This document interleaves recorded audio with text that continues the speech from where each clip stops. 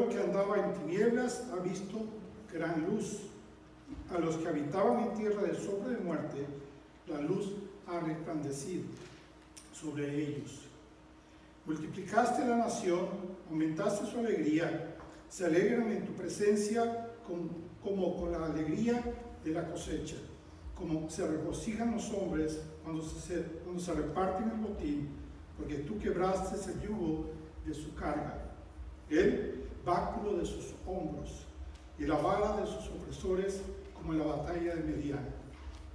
Porque toda bota que calza el guerrero en el fragor de la batalla y el manto revolcado en sangre será para quemar combustible para fuego.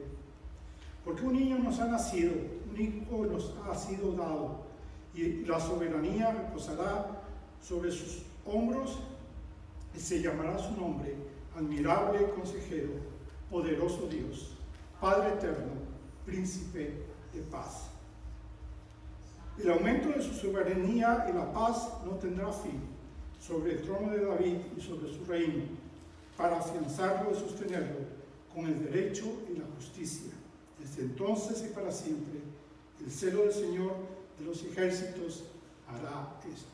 Amén. Esta es la palabra del Señor. Amén. Perdón, vamos a orar.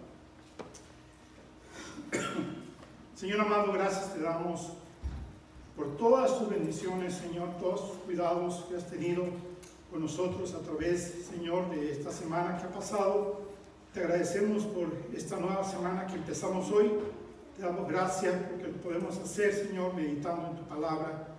Pedimos, Señor amado, que sea tu Santo Espíritu guiándonos, que sea tu Santo Espíritu hablando en nuestro corazón, que sea tu Santo Espíritu, Señor, transformando nuestras vidas a través de tu palabra, Señor.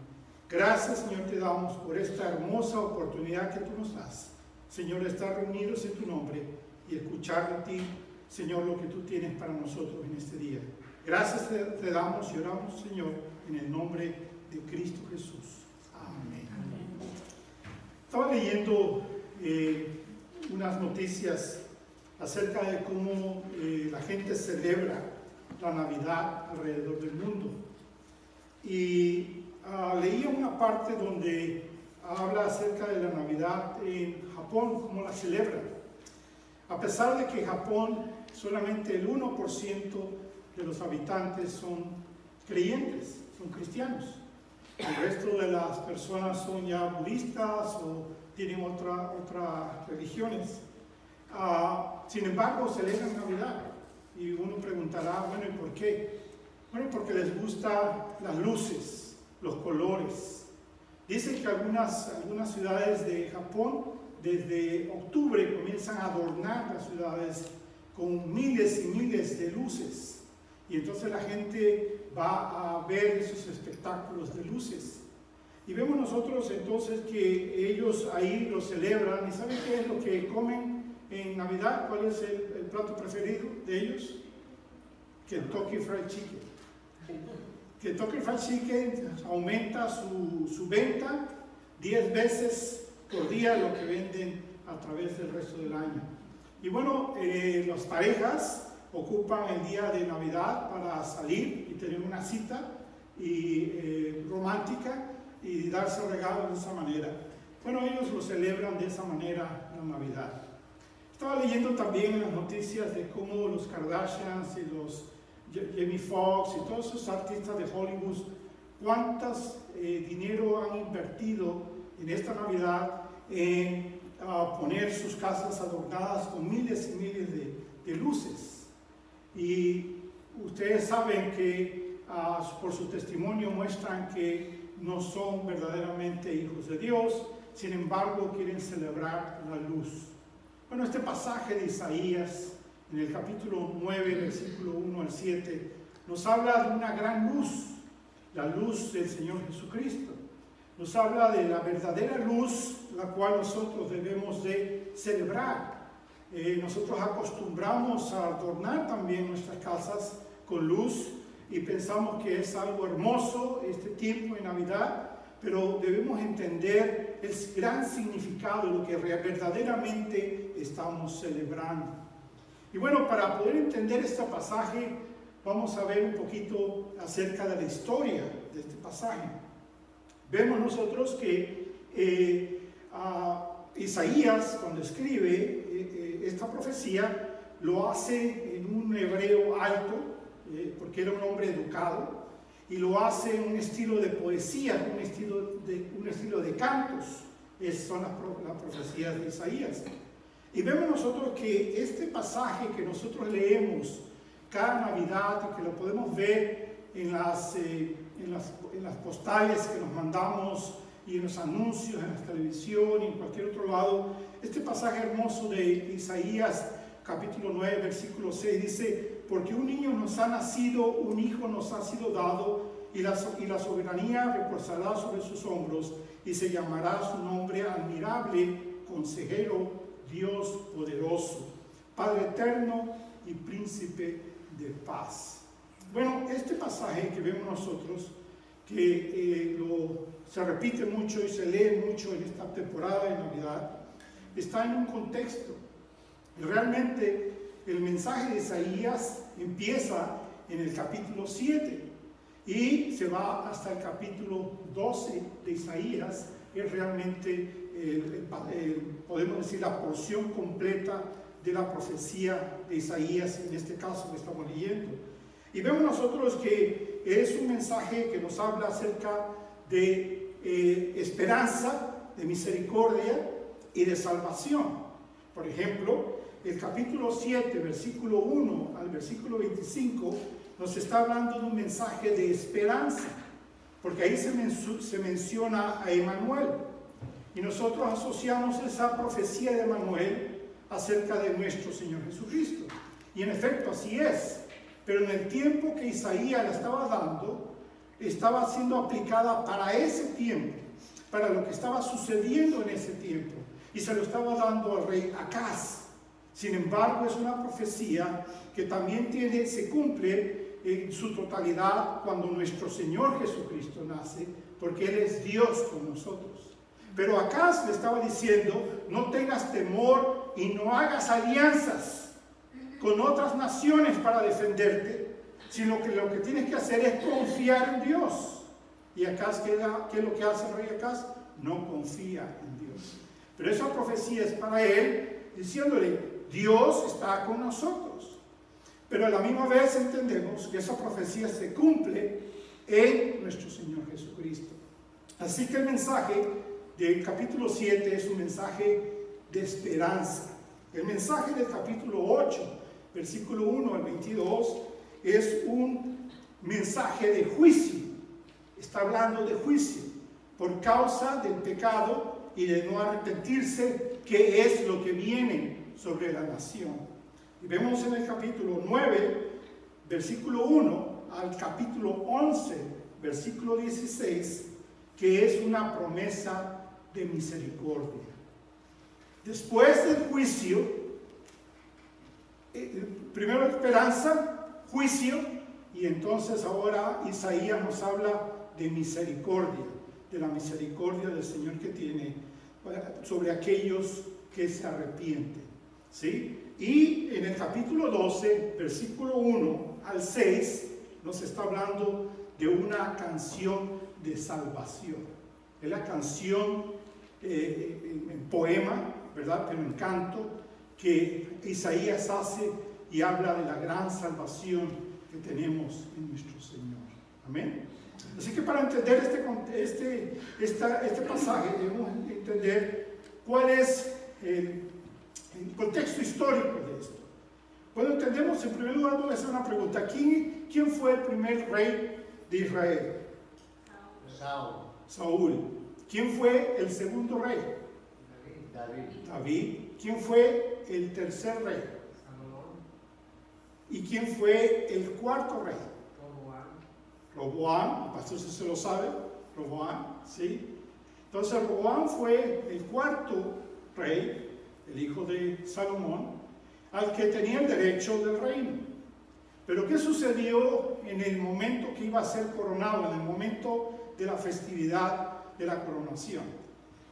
Que 10 tribus se rebelaron contra él y se separaron de su reino y formaron su propio reino en el día de la coronación de él. ¿Y la razón cuál fue? ¿Cuál era la razón? Bueno, la razón fue que Roboam quería hacer construcciones maravillosas, majestuosas, como su padre Salomón lo había hecho. Quería seguir haciendo lo mismo o cosas mayores que su padre. Y para eso tenía que levantar impuestos.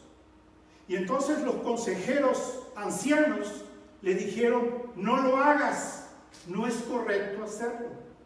Pero los consejeros jóvenes le dijeron, hazlo. Y él siguió entonces el consejo de los jóvenes en lugar de seguir el consejo de los ancianos.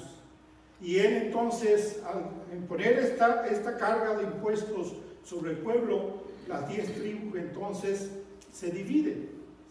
Y ellos nombran como rey ¿a quién? A Jeroboam. Muy parecido, Roboam y Jeroboam, ¿sí?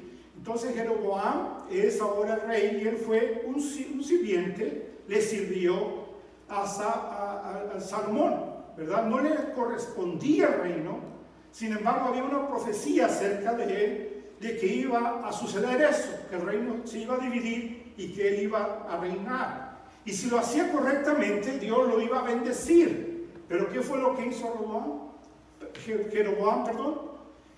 No obedeció a Dios. Hizo todo lo contrario que Dios le manda. Y entonces, ¿qué es lo que hace Jeroboam? Por temor a que la gente de las 10 tribus que él tenía se regresaran y se unieran con las 2 tribus que quedaron, la tribu de Judá y la tribu de Benjamín, que era donde reinaba Rehoboam. Y ellos, la escritura les mandaba a los judíos a que subieran a Jerusalén 3 veces al año, a las festividades. Y entonces eso era obligatorio de todo judío, de ir a las festividades.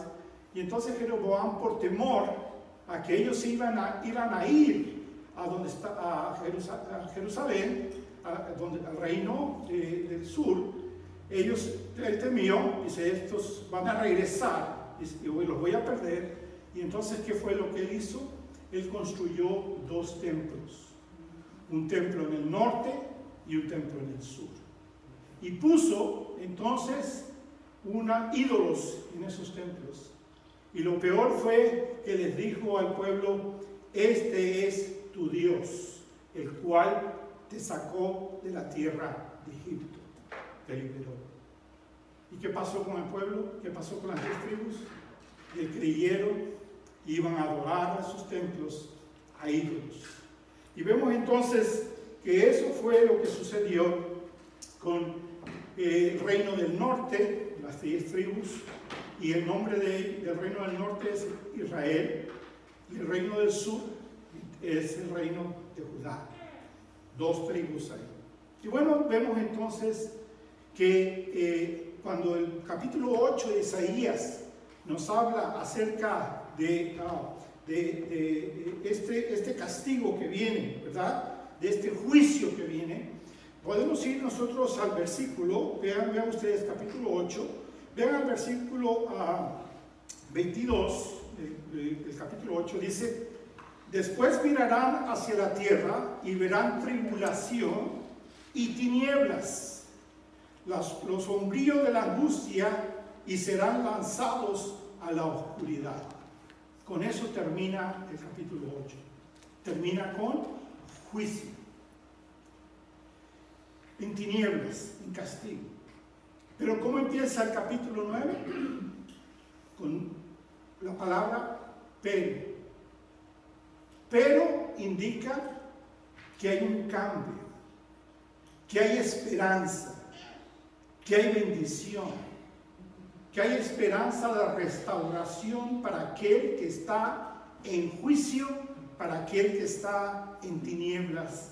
¿Por qué? Porque viene un Salvador. Y entonces empieza, pero no habrá más melancolía, más tristeza para la que estaba en angustia, como en tiempos pasados, cuando Dios trajo el juicio. ¿Y cómo trajo el juicio Dios? sobre las 10 tribus de Israel, trajo a Siria para que los asirios vinieran y destruyeran a las 10 tribus del norte.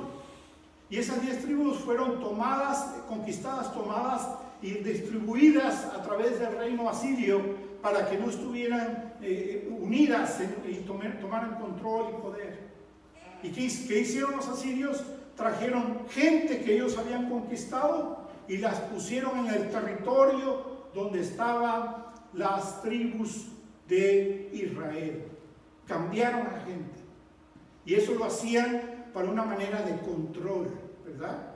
Así que estas 2 tribus que se mencionan, la tribu de Zabulón y la tribu de Neftalí, son las 2 tribus que estaban al norte, las que estaban pegadas al mar de Galilea.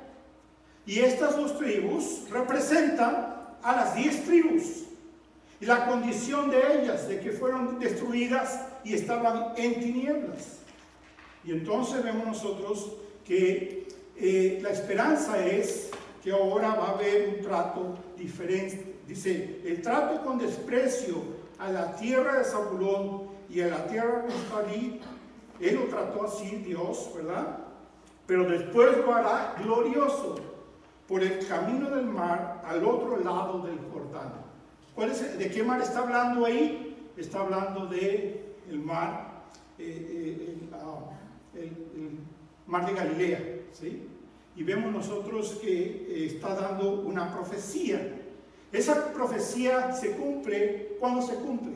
Se cumple, vayamos a Mateo, capítulo 4, versículo 12, y veamos cómo se cumple esa profecía de que ese lugar va a ser glorioso, donde estaban las 2 tribus de Zabulón y de Neftalí.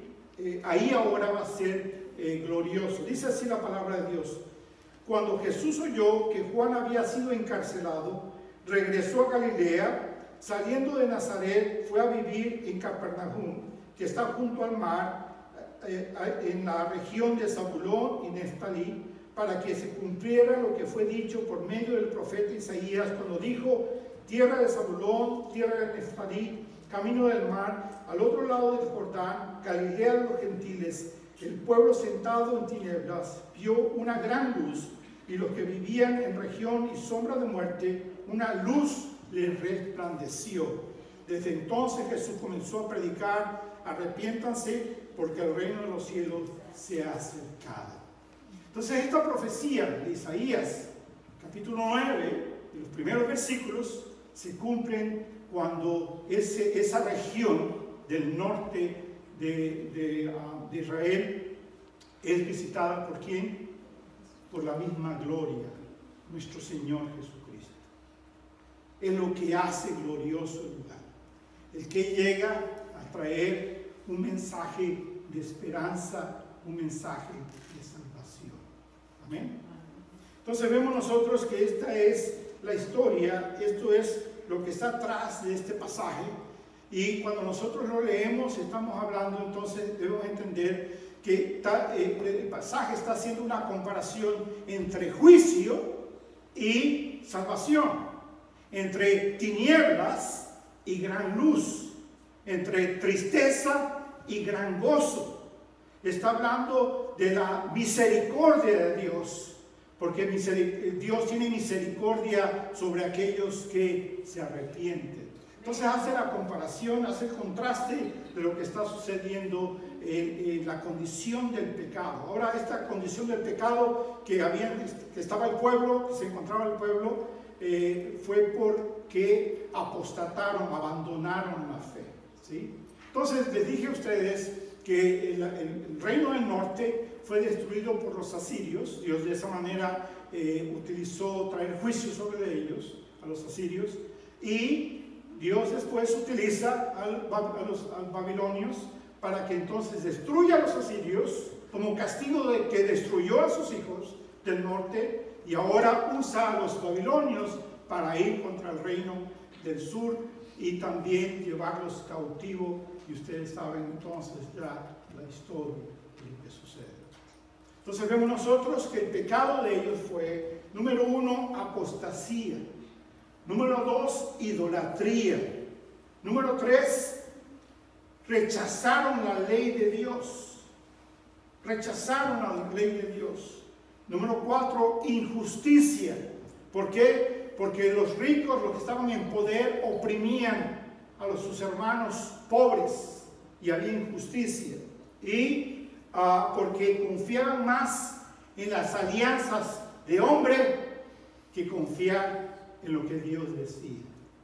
Y por eso entonces nosotros debemos aprender de este pasaje que cuando nosotros estamos celebrando Navidad, realmente lo que estamos celebrando es de que Dios nos vino a librar del juicio que venía sobre nuestras vidas.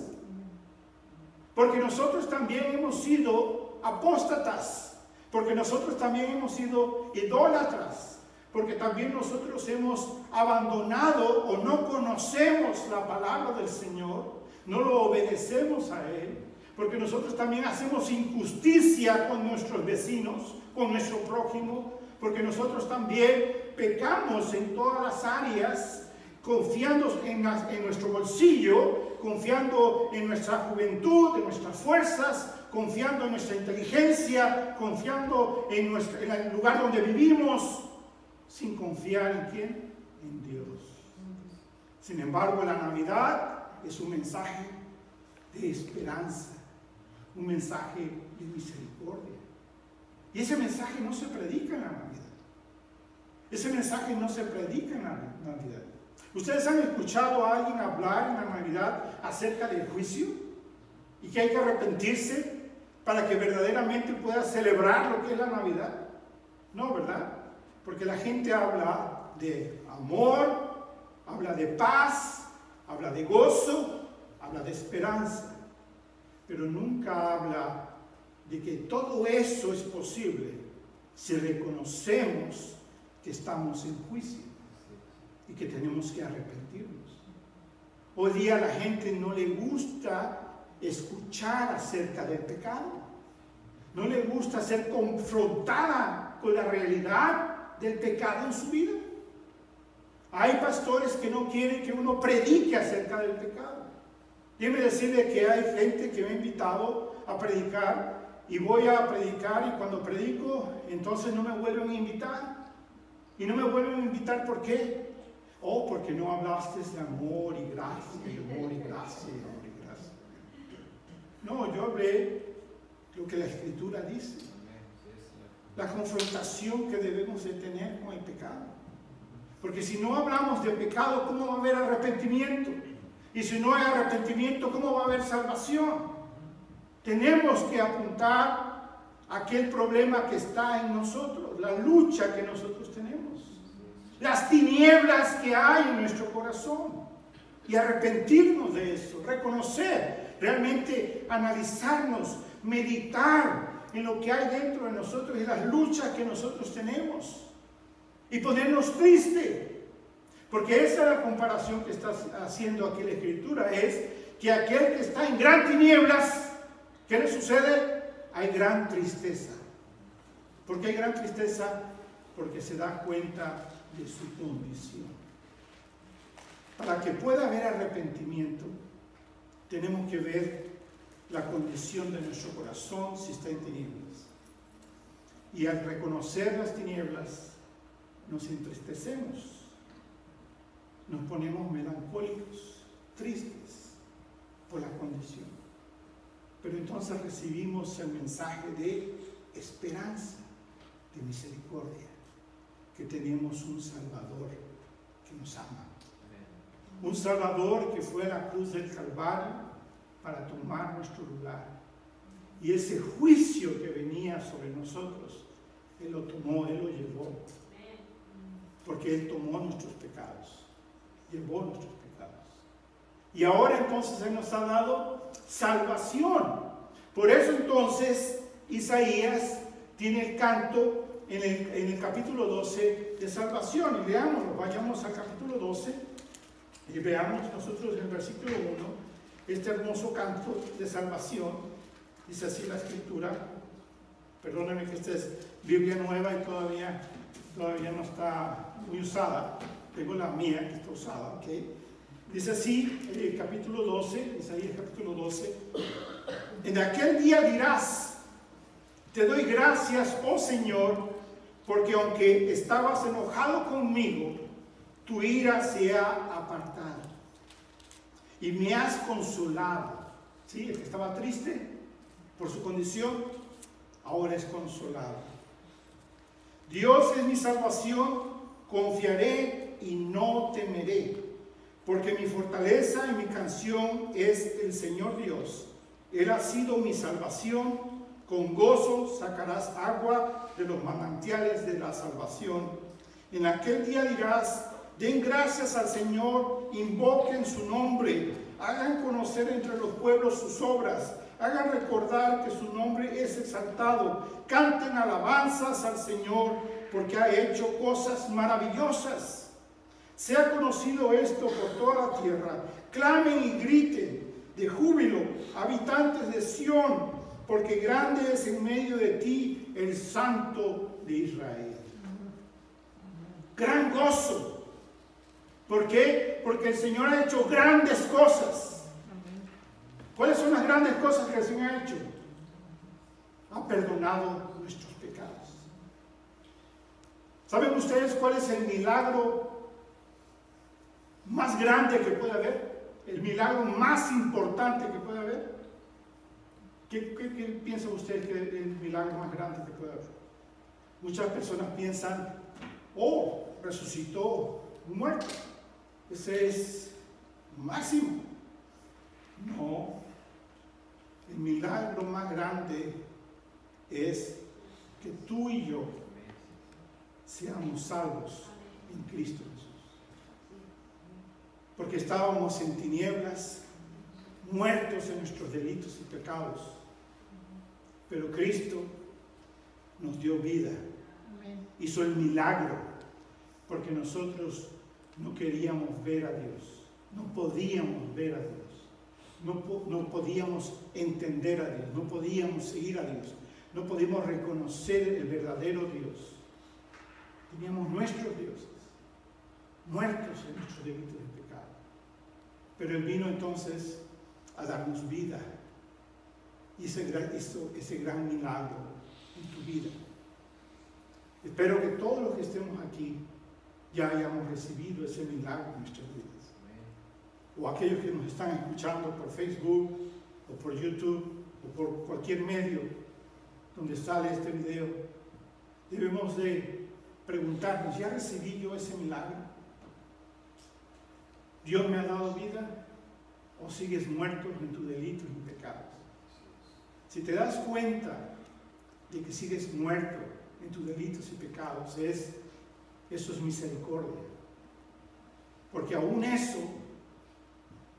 viene de Dios. El poderte darte cuenta.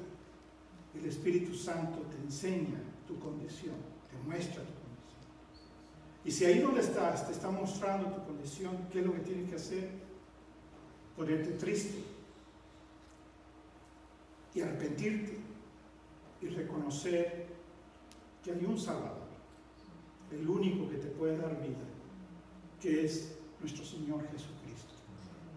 Recíbelo creyendo por fe en tu corazón en esta Navidad, porque ese es el regalo más grande que hay, de recibir a Cristo en nuestro corazón y de que Él sea el Señor y Salvador de nuestras vidas. Esta Navidad, entonces, aprovechen a ustedes, hermanos, para hablar de Cristo, para hablar de la verdadera gran luz.